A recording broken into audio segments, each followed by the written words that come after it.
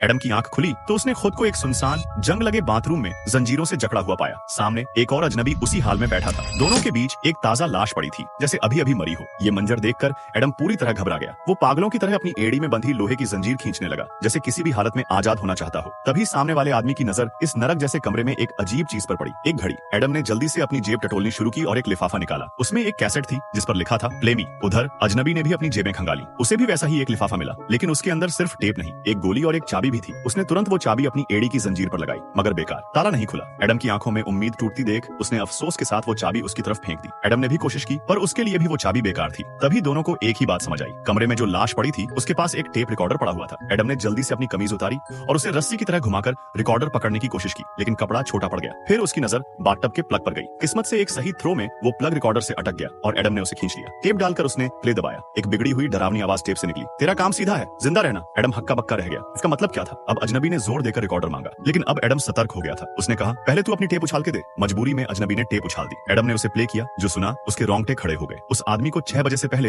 Adam को मारना था, वरना उसकी बीवी और बेटी हमेशा के लिए उससे छिन जाएंगी। एडम डर से जम गया, लेकिन अजनबी का चेहरा अजीब तरह से शांत था। उसने रिकॉर्डर वापस मांगा और बार बार अपनी टेप को सुनता रहा। आखिरकार उसे बैकग्राउंड में एक हल्की सी आवाज सुनाई दी, एक सुराग। उसने कमरे को गौर से देखा और एडम के पास रखे टॉयलेट टैंक पर बने दिल के निशान पर ध्यान गया। एडम से कहकर उसने उसे खुलवाया और अंदर एक काले प्लास्टिक की थैली मिली। उस थैली में 2 आरी थी। एडम ने झट से एक लेकर अपनी जंजीर पर चलानी शुरू कर दी। अजनबी ने दूसरी आरी मांगी तो एडम ने जानबूझकर उसे थोड़ी दूरी पर फेंका, जिससे वो पीछे मुड़ने को मजबूर हो गया। उसी वक्त एडम ने वो प्लास्टिक की थैली चुपचाप बाथटब में फेंक दी। अब दोनों अपनी अपनी जंजीरों पर पूरी ताकत से आरी चला रहे थे। एडम की आरी टूट गई, लेकिन जंजीर पर कोई असर नहीं पड़ा। गुस्से में आकर उसने टूटी आरी को कमरे के कोने में फेंक दिया। तभी अजनबी को इस खेल की हकीकत समझ आई। वो हमें जंजीरें काटने को नहीं कह रहा, वो चाहता है कि हम अपनी टांगें काटें। ये सुनते ही दोनों की रूह कांप गई। निराशा की एक लहर कमरे में फैल गई। तभी एडम की नजर फर्श पर गिरे शीशे के टुकड़े में कुछ अलग दिखा। दीवार पर लगा शीशा असल में 2 वे मिरर था। उसने एक शीशे का टुकड़ा उठाया और पूरे शीशे को तोड़ डाला। उसके पीछे एक कैमरा था, कोई उनकी हर हरकत देख रहा था। गुस्से में एडम ने टॉयलेट का एक बड़ा सा टुकड़ा उठाया और उस कैमरे की तरफ फेंका। इस बार भी कांच नहीं टूटा और हारकर दोनों जमीन पर बैठ गए।